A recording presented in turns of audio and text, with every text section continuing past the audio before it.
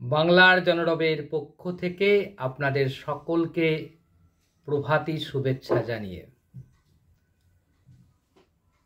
আর কয়েক মাস পরে এ রাজ্যে অর্থাৎ বাংলায় 2026-এর বিধানসভা নির্বাচনের প্রস্তুতি শুরু হয়ে যাবে। ইতিমধ্যেই রাজ্যের শাসক দল, রাজ্যের মুখ্যমন্ত্রী মমতা বন্দ্যোপাধ্যায় ভোটের দামামা বাজিয়ে দিয়েছেন বলা যেতে পারে। তিনি জেলা সফর শুরু করে দিয়েছেন। মুর্শিদাবাদ থেকে সেই সফর শুরু হয়েছে, কিন্তু উত্তরবঙ্গে সেই সফর চলছে। আগামী দিনে এই প্রবণতা বাড়তে থাকবে। দুয়ারে সরকার আবারও শুরু হচ্ছে 28শে জানুয়ারি থেকে। সার্বিকভাবে পশ্চিমবাংলার রাজনীতিতে সাজো সাজো রব তৈরি হয়েছে শাসক তৃণমূল শিবিরে। শাসক দল যতটা ভোটের জন্য প্রস্তুত, ঠিক ততটাই অপ্রস্তুত রয়েছে বিরোধীরা। এটা নিয়ে কোনো সন্দেহ নেই। আসলে বিরোধীদের নিয়ে আমাদের চিন্তা একটাই কারণে, রাজ্যের শাসক দল বা মমতা বন্দ্যোপাধ্যায়ের সরকার যেসব কাজকর্ম করছে, যেসব প্রকল্প নিচ্ছে, তাতে সাধারণ নাগরিকদের মধ্যে খানিকটা আম জনতার উপকৃত হচ্ছে ঠিকই, কিন্তু এই দলের যারা নেতৃত্ব, যারা নেতা, যারা এই দলকে যারা নেতৃত্ব দিচ্ছে, সে সকল তৃণমূল স্তরের নেতারা প্রকৃত অর্থেই স্বৈরাচারী হয়ে উঠছে।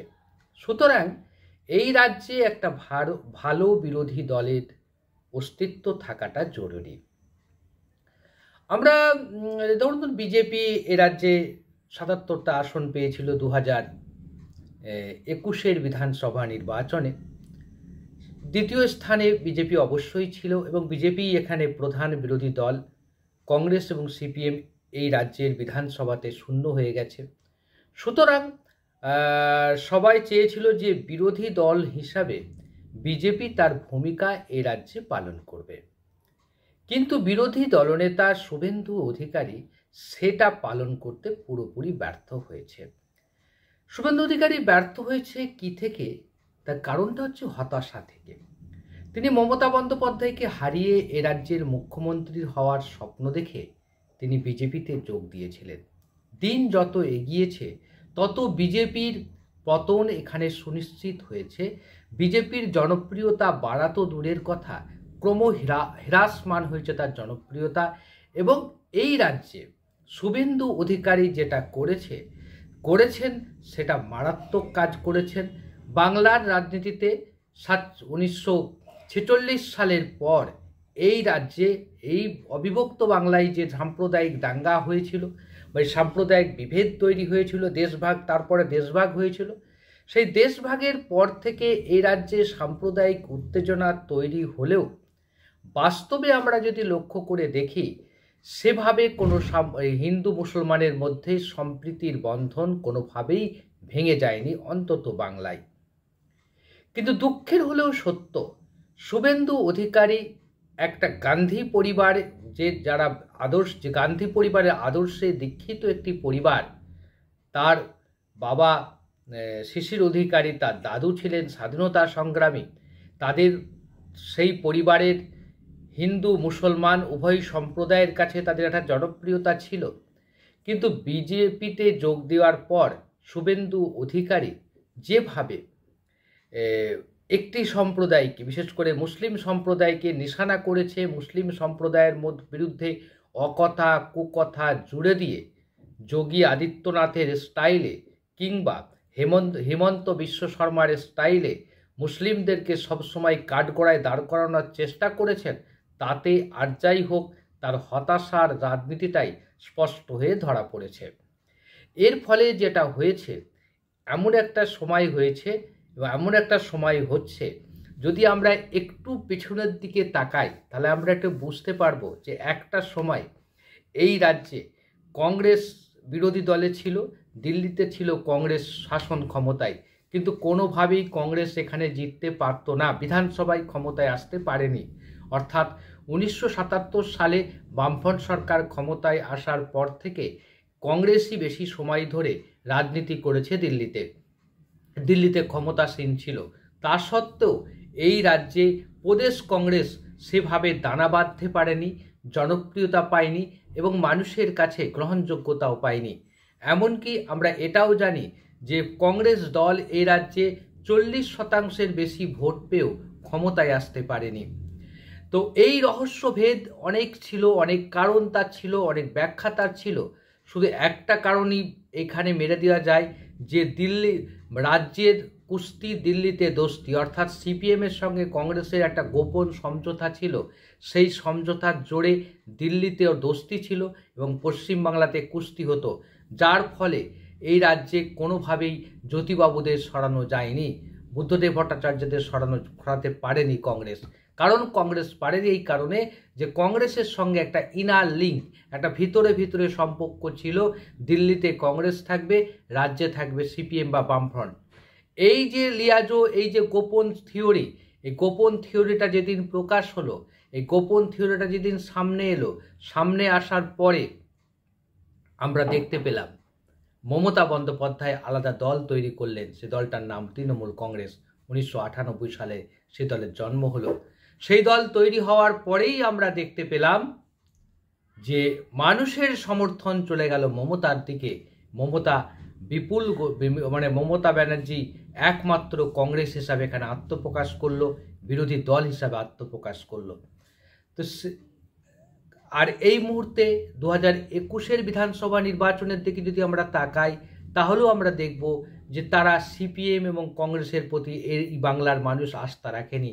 তারা ভেবেছিলেন, বাংলার মানুষ ভেবেছিল যে বিরোধী দল হিসাবে বিজেপি এখানে সবচেয়ে বেশি গ্রহণযোগ্যতা পাবে, বিরোধী দলের ভূমিকাটা বিজেপি এখানে ভালোভাবে পালন করবে। সেই লক্ষ্য এবং উদ্দেশ্যকে সামনে রেখে 2021 বিধানসভা নির্বাচনে ব্যাপকভাবে বিজেপির পক্ষে সমর্থনে ভোট দিয়েছিল। তৃণমূল কংগ্রেসের সঙ্গে বিজেপির ভোটের তফাৎ ছিল মাত্র 50 লাখের। এটা আমাদের মাথায় রাখতে হবে। কিন্তু 2021 থেকে 2026 এই 5 বছরের মধ্যে আমরা দেখতে পাচ্ছি, এই 4 বছরের মধ্যে 2025 পর্যন্ত যা দেখা যাচ্ছে গতি প্রকৃতি, এই ঘটনাটা খুব স্পষ্ট করে ধরা পড়েছে। বিজেপির সঙ্গে তৃণমূল কংগ্রেসের গোপন সমঝোতা রয়েছে। এই সমঝোতার জোরেই তৃণমূল দিল্লিতে দোস্তি করছে, রাজ্যে কুস্তি করছে। এই বিষয়টি সামনে আসার পরে বেকায়দায় পড়েছে বিজেপি।